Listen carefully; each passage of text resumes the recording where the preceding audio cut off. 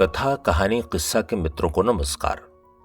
आपने कई ऐसे लोगों को देखा होगा जो सबके सामने अपने बच्चों की तारीफों के पुल ही बांधते रहते हैं, लेकिन कभी कभी नहले को भी दहला मिल जाता है। पेश है एच मुनरो उर्फ साकी की ऐसी ही मजेदार अंग्रेजी कहानी क्लोविस ऑन पेरेंटल रिस्पॉन्सिबिलिटीज की हिंदी प्रस्तुति परवरिश।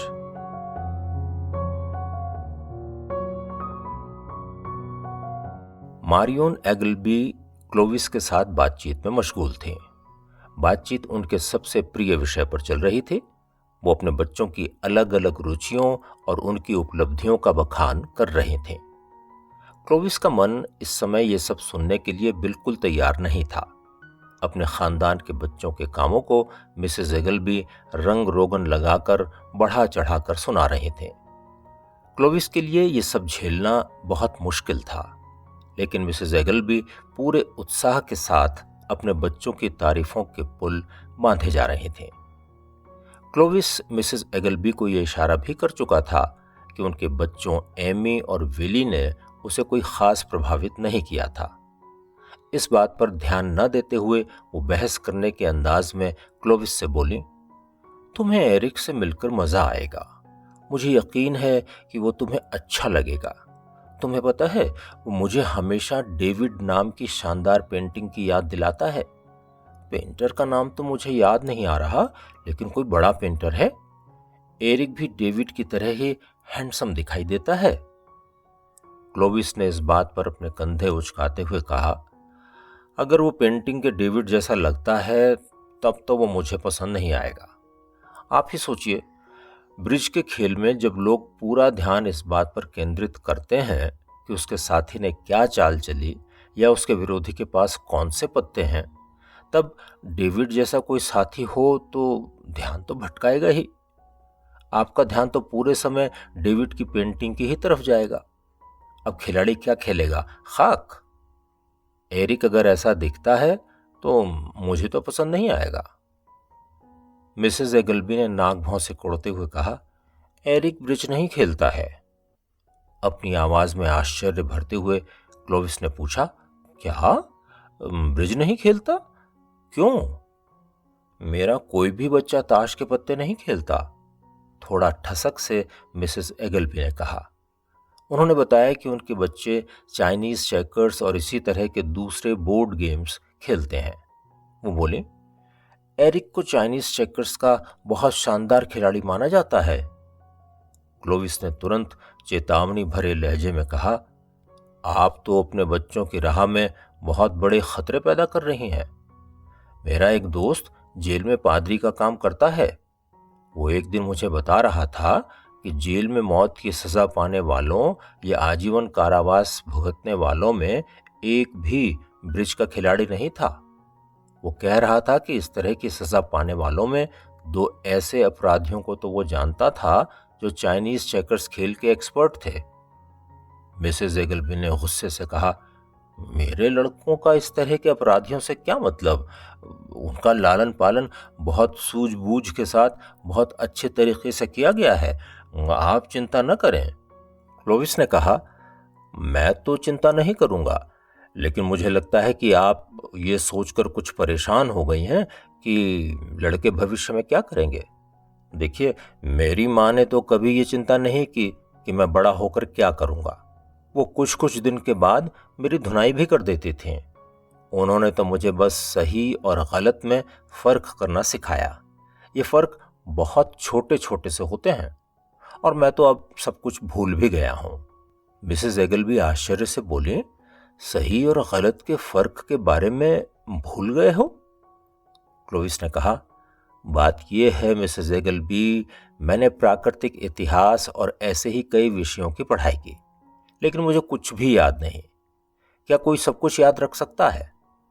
मुझे उस समय पता था कि सार्डिनिया के चूहों और आम चूहों में क्या फर्क होता है। मुझे यह भी पता था कि हमारे समुद्र तटों पर कठफोड़वा पहले आता है या कोयल। मुझे इस बात की भी जानकारी थी कि वॉलरस कब जवान होता है। अब मैं जानता हूं कि आपको भी इस तरह की कई बातें याद रही होंगी, लेकिन मैं शर्त लगाता हूं, आप ज्यादातर चीजें भूल गई होंगी।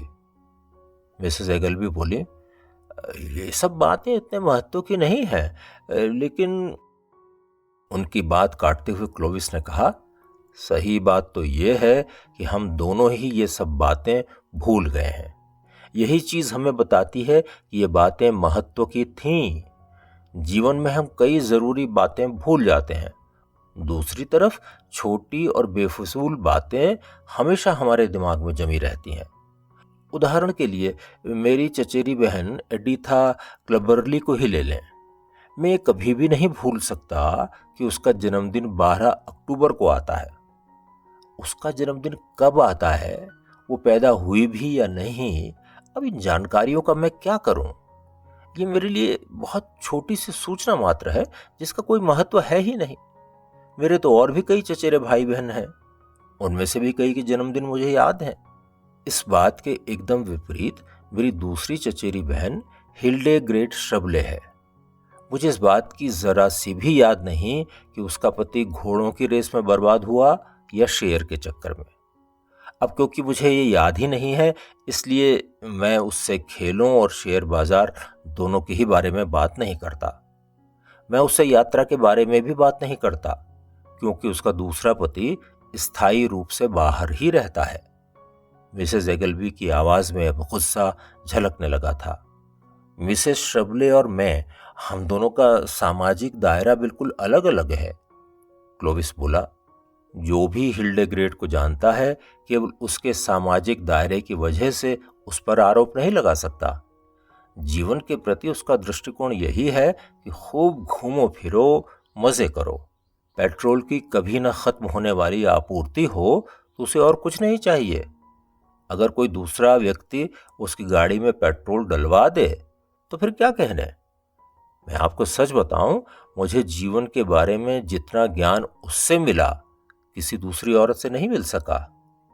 मिसेस एगलबी ने पूछा, तुम किस तरह के ज्ञान की बात कर रहे हो? वो उस जज की तरह लग रही थी जिसने अपना निर्णय ले लिया है और सजा सुनाने ही वाला है। क्लोविस ने कहा, अब और बातों को छोड़ भी दें तो उसने मुझे झींगा मच्छी पकाने के 4 तरीके बताए हैं। आपको ये बात सुनकर अच्छा नहीं लगेगा। मेरा मानना है कि जो लोग ताश की मेज पर बैठकर आनंद नहीं उठा पाते, वो खाने की मेज पर भी मजा लेने की स्थिति में नहीं होते। मुझे ऐसा भी लगता है कि आनंद उठाने से जीवन भर परहेज करने वाले कभी भी पूरा मजा नहीं ले पाते।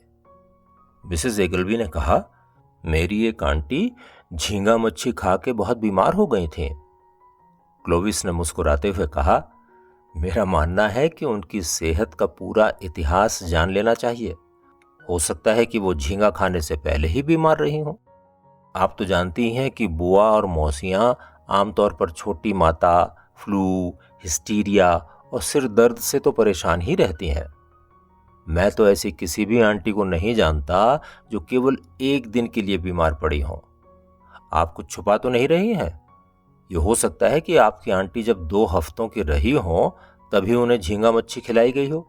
वैसे में तो आदमी बीमार पड़ेगा ही, शायद ये उसकी पहली और आखिरी बीमारी हो। लेकिन अगर ऐसी बात नहीं है तो आप बता ही देती। अपनी कुर्सी से उठती हुई मिसेस एगलबी ने कहा, मैं अब जा रही हूं। विदा लेते समय के किसी भी दुख या इस तरह की किसी भावना की झलक उनकी आवाज में नहीं थी। क्लोविस भी अपने स्थान से खड़ा होते हुए बोला, एरिक के बारे में हमने कम बात की, लेकिन मुझे मजा आया। किसी दिन जरूर उससे मुलाकात करूंगा। बहुत ही ठंडी आवाज में मिसेस एगलबी ने कहा, गुड बाय मिस्टर क्लोविस। उनकी मुख मुद्रा और हाव भाव देखकर तो यही लग रहा था कि वो कहना चाह रही थीं, मैं इस बात का पूरा ध्यान रखूंगी कि तुम एरिक का मुंह भी ना देख पाओ। परवरिश। अभी आपने H.H. मुनरो उर्फ साकी की अंग्रेजी कहानी क्लोविस ऑन पेरेंटल रिस्पॉन्सिबिलिटीज की ये हिंदी प्रस्तुति सुनी। लेखक के संबंध में आप और जानना चाहते हैं तो डिस्क्रिप्शन में देख सकते हैं। कहानी अच्छी लगी हो तो इसे लाइक करें, शेयर करें और हमारे चैनल को सब्सक्राइब भी करें। जल्दी मिलते हैं एक और कहानी के साथ। नमस्कार।